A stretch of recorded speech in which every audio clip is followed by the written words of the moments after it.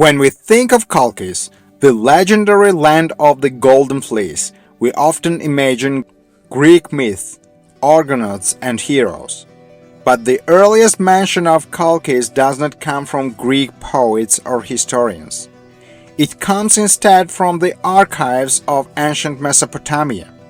More than 600 years before Homer, in the time of the powerful Assyrian king Tukulti-Ninurta I, who ruled between 1243 and 1207 BC. Tukulti-Ninurta I was a son of Salmanassar I, and he was one of the most remarkable rulers of the Middle Assyrian period. His reign marked a new stage in imperial expansion. He led extensive military campaigns north into Anatolia and eastward into the Zagros Mountains. He captured Babylon, defeated its king Kashtilyashu IV, and briefly ruled both Assyria and Babylonia. It was an unprecedented act of domination. His reign is documented in numerous royal inscriptions, annals, and building dedications, most of which survive on clay tablets and stone fragments, now held in museums like the British Museum, Istanbul Archaeological Museum, etc. One of these annals records a striking campaign. Tukulti-Ninurta claims that the god Assur sent him to conquer the lands of Nairi, a region stretching through the Armenian highlands and into eastern Anatolia, and then to the lands of the coast of the Upper Sea. Here is the translated fragment as published by Grayson in his Assyrian Rulers of the 3rd and 2nd millennia BC. Pages 252-253. When Assur, my lord, commanded me to go to the lands of Nairi and to the lands on the coast of the Upper Sea, I swept over them with the fury of my weapons. I subdued all the lands and became lord over their 40 kings. The term Upper Sea is crucial. In Assyrian terminology, the Upper Sea usually meant the Black Sea, while the Lower Sea meant the Persian Gulf. Thus, this text describes a campaign that reached as far as the Black Sea coast, the same region later known to the Greeks as Colchis. The first historian to explicitly connect this passage to Colchis was the Georgian scholar Georgi Melikishvili. In his seminal work, The History of Ancient Georgia, published in Tbilisi in 1959, pages 62-64, Melikishvili argued that Tukulti-Ninurta's campaign reached the Black Sea littoral, and that the phrase "the lands on the coast of the Upper Sea" refers to the territory later called Colchis. According to Melikishvili, this inscription represents the earliest known external mention of the region that would become the kingdom of Colchis, predating Greek sources by more than half a millennium. He based this conclusion on several arguments. 1. The identification of the Upper Sea with the Black Sea is consistent with standard Assyrian geography. 2. The 40 kings mentioned likely refer to small polities along the northern and eastern coast, a situation typical of late Bronze Age Western Georgia, with local chieftainships and tribal confederations. 3. Archaeological evidence from Western Georgia, especially near Kutaisi, confirms the existence of organized polities in this very period.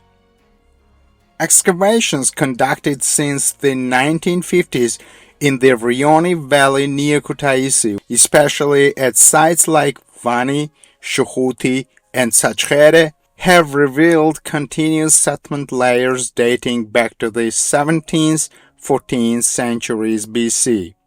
The Vani archaeological complex, though later known for its Hellenistic remains, stands upon an older Bronze Age foundation with rich evidence of metallurgy, imported Anatolian ceramics, and advanced social hierarchy, signs of an emerging kingdom.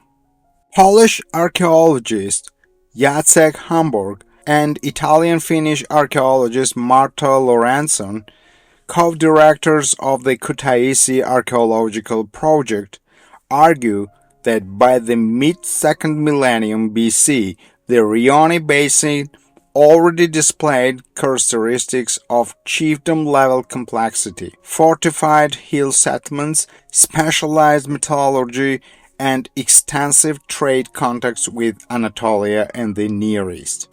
They explicitly reference Melikishvili's thesis, noting that Tukultī-Ninurta I could plausibly describe these early Western Georgian communities.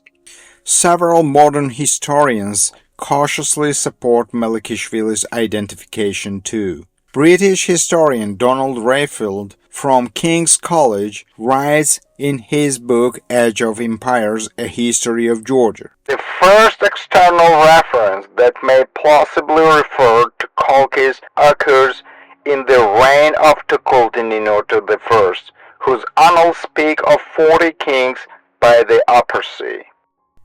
Georgian historian Nodar Shoshiashvili, in his History of Ancient Georgia, published in Tbilisi 1983, also follows Melikishvili's interpretation, adding that the late Bronze Age polities of Western Georgia likely evolved from these early tribal confederations mentioned in Assyrian sources.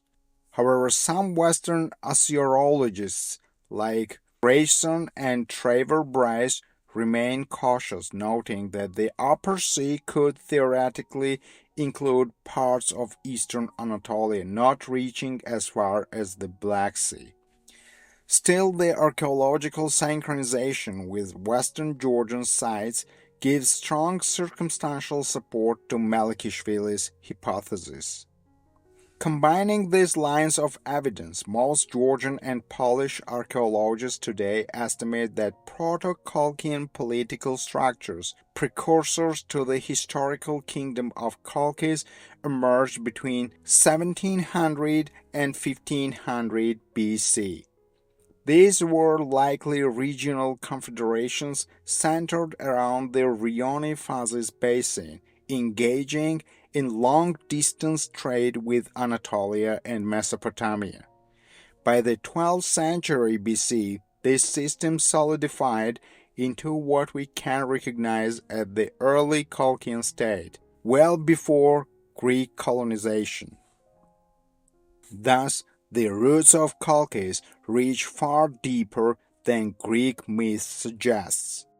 More than 3,000 years ago, an Assyrian king, Tukulti-Ninurta I, carved into stone his victories over 40 kings by the Upper Sea. Those words, as Georgi Melikishvili first realized, may well mark the very first written glimpse of Georgia's Western Kingdom Colchis in world history. If you like exploration of the history of Colchis, please like and share this video and subscribe our channel. Thank you for watching and see you in the next episode.